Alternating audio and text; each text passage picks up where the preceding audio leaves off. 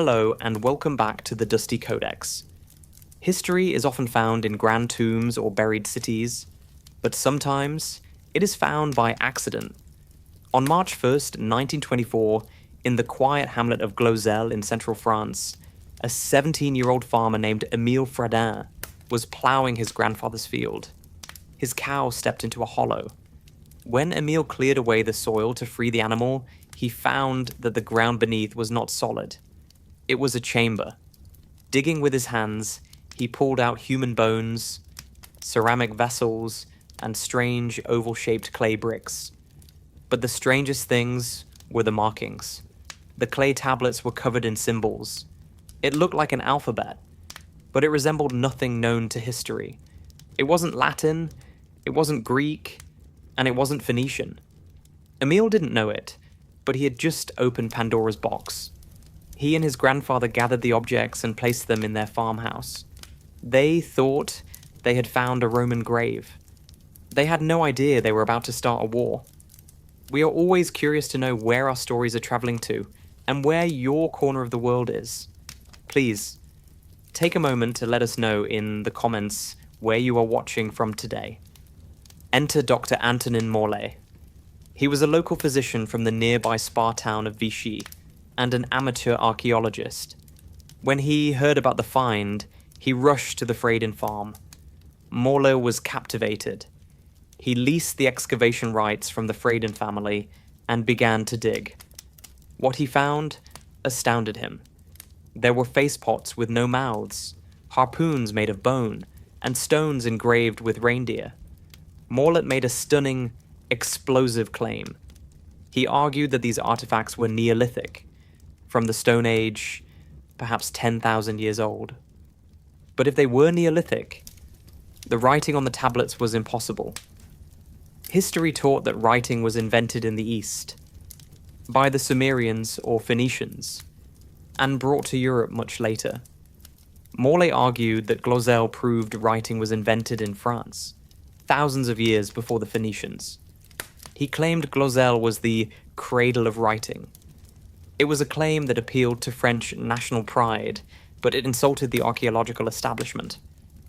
At first, Morlaix had supporters. The famous scholar Salomon Reinach, a curator at the National Museum, initially backed the discovery. The Glozel mania began. Tourists flocked to the farm. The Fradin family turned their barn into a museum. They charged an entrance fee. Thousands of artifacts were coming out of the ground. Too many, some whispered. But the backlash was swift. The titans of French archaeology, led by Count Beguin and the famous Abbé Bruy, declared war.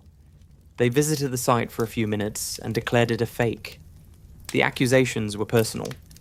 They claimed the tablets were soft when found, meaning they were fresh clay. They claimed the engravings of reindeer were copied from school books. They called Morlaix a fool and Fradin a fraud. They accused the 17-year-old Emile Fradin of being a peasant genius, forging thousands of artifacts at night to fool the doctor. The Glozel War wasn't just about archaeology, it was about class. On one side, you had the Parisian elite, men with degrees, titles, and reputations to protect. On the other, a country doctor and an uneducated peasant boy who dared to say the textbooks were wrong. It became a battle of egos that destroyed lives.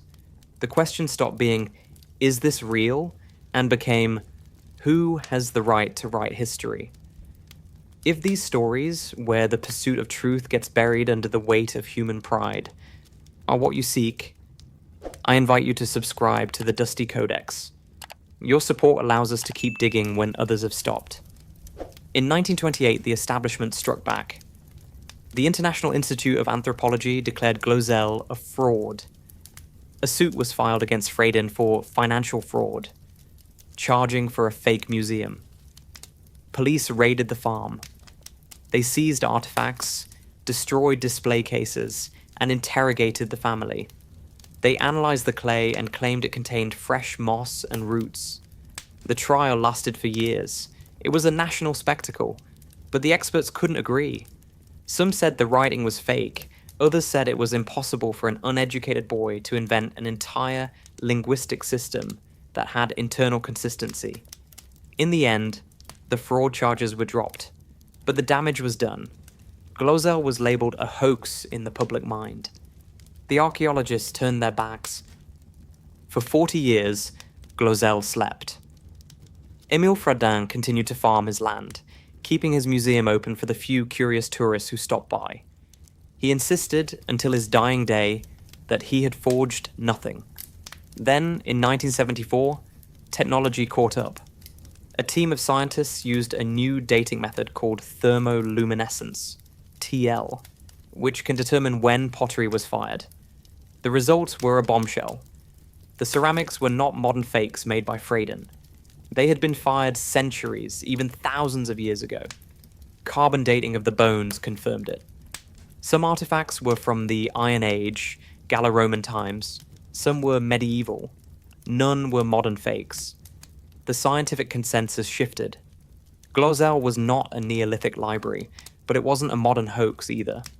It was likely a multi-period site, perhaps a medieval glass workshop, built on top of an Iron Age cemetery.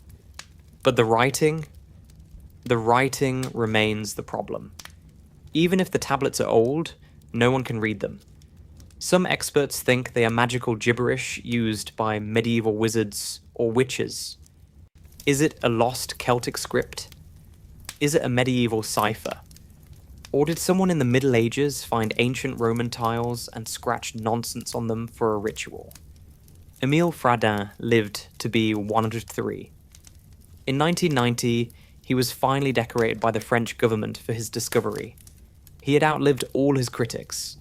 Today, the site is quiet. The Glozel War is over, but the mystery isn't solved. We know the objects are old, but we still don't know what they are. The establishment was wrong to call it a modern fake. Morlett was wrong to call it Neolithic. The truth lay somewhere in the messy, complicated middle. Glozel remains archaeology's Zone X, a place that defies categorization, a collection of anomalies that refuse to fit into our tidy timeline of history. It serves as a humbling reminder that science is not always objective.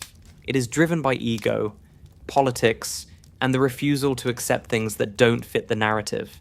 Was it a Gallo-Roman sanctuary? A medieval dump? A wizard's cache? We may never know for sure. Emile Fradin went to his grave keeping his secrets, if he had any. He left behind a field of dreams and a museum of riddles. The tablets of Glozel are still waiting to speak. But for now, they keep their silence. The most controversial stones in France. Thank you so much for watching this investigation into the most contentious excavation in history.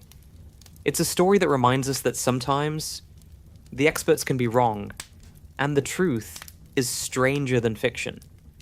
If you want more stories like this, about archaeological anomalies, scientific feuds, and historical riddles, you can head on to our playlist to see more. Until next time, keep digging.